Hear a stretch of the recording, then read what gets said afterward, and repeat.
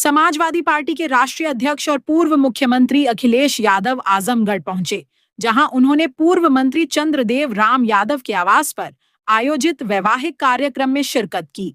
इस दौरान मीडिया से बातचीत में उन्होंने प्रदेश सरकार और भाजपा पर भ्रष्टाचार, कानून व्यवस्था, स्वास्थ्य सेवाओं और राम मंदिर से जुड़े कथित दान सामग्री मामले को लेकर निशाना साधा। अखिलेश यादव ने दावा किया कि वर्ष 2027 के विधानसभा चुनाव में उत्तर प्रदेश में सत्ता परिवर्तन होगा और समाजवादी पार्टी की सरकार बनने पर विकास, रोजगार, किसानों और बुनियादी सुविधाओं को प्राथमिकता दी जाएगी। वैवाहिक कार्यक्रम में नवदंपति को शुभकामनाएं देने के साथ उन्होंने पार्टी कार्यकर्ताओं से भी मुलाकात की। उनके आगमन को लेकर समर्थकों में खासा उत्साह देखने को मिला।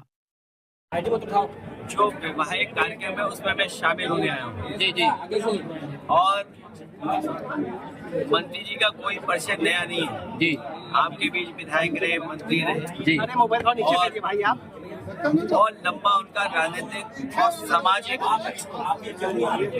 उनका संपर्क लोगों के बीच में। आज जहाँ आप शादी के कार्यक्रम में शामिल हो रहे हैं जी, वहीं उसके बाद आपसे भी मिलने का मौका मिल रहा है और हमारी पार्टी के सभी लोगों से मिलने का एक मौका मिल रहा है। और यही हमारे समाज का ताना बाना है कि एक दूसरे के खुशियों में, एक दूसरे के दुख तकलीफ में शामिल होते रहे।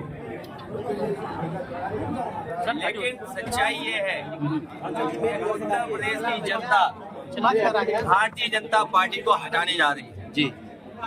भारतीय जनता पार्टी उत्तर प्रदेश में जहां से इन्होंने शुरुआत की और लगातार इतने सालों की सरकार चलाई, उसका हिसाब किताब तो अंतोगत्वा उन्हें देना ही पड़ेगा।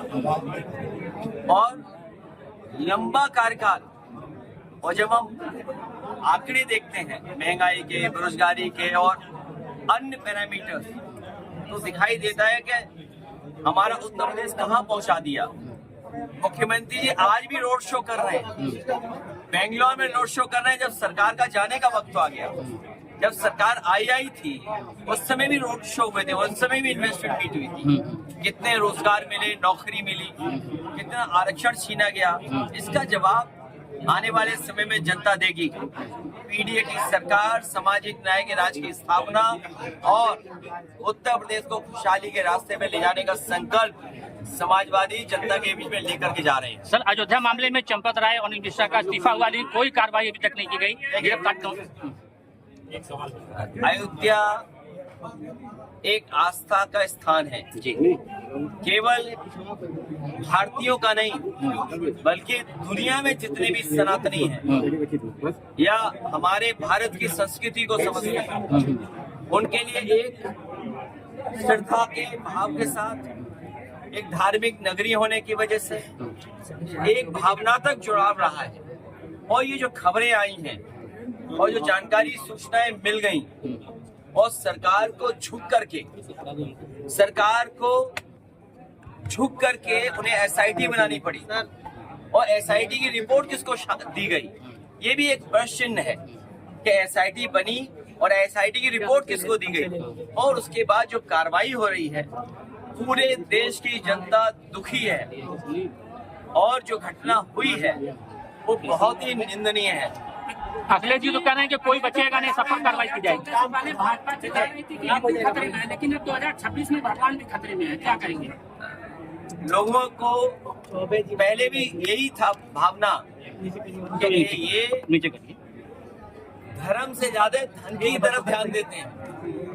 इनके लिए धन ही धर्म है, धर्म बाद में, पहले धन। और ये जो हुआ है व्यवहार, ये बहुत चिंताजनक है। तो चंपत राय हमारी आस्था के साथ खिलवाड़ है, किसी व्यक्ति की बात नहीं होनी चाहिए। अब बताइए, मुख्यमंत्री जी हफ्ते में कितनी बार जाते थे? अगर मुख्यमंत्री प्रदेश के वर्ल्ड रिकॉर्ड बना रहे हो अयोध्या जाने का, मुख्यमंत्री जी ये दावा करते हैं कि वर्ल्ड रिकॉर्ड बनाया उन्होंने उस स्थान पे जाने का, लेकिन क्या सूचना तंत्र था? क्या उनकी जानकारी में नहीं था?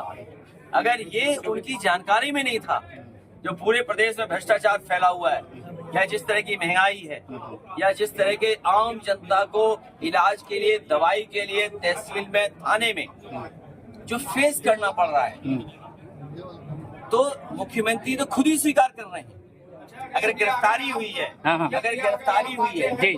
और जो सूचना मिल रही है कि इतने लाख रुपए निकले, जी।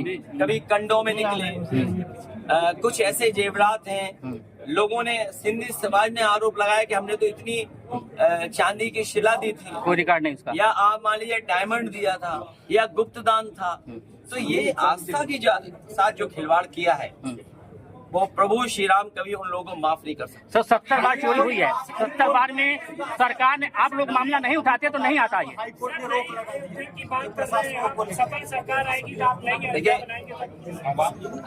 प्रधान हमारी बहुत लोकतंत्र में सबसे प्राथमिक यूनिट है। जो लोग नवंबर में चुनावों की बात कर रहे थे, जो वन नेशन वन इलेक्शन की बात कर रहे थे, वो प्रधानी का चुनाव नहीं होने दे रहे। सोचो, वन नेशन वन इलेक्शन कहने वाले लोग, या यूं कहें हम कि नवंबर में चुनाव कराने की अफवाह फैलाने वाले लोग प्रधानी का चुनाव नहीं करवा रहे। और सच्चाई तो ये है, हमारे प्रधान भाइयों का खर्चा बढ़ा दिया। अब उन्हें जब तक चुनाव नहीं होगा तब तक चुनाव लड़ते रहना पड़ेगा। सर SIT के रिपोर्ट के अनुसार 70 बार चोरी हुई है, आप लोग अगर मामला नहीं उठाते तो नहीं उठता। ये एक सेकंड रुक जाइए। सरकार खुद स्वीकार कर रही है कि CCTV से छेड़खानी हुई है। CCTV से छेड़खानी तो हुई है, लेकिन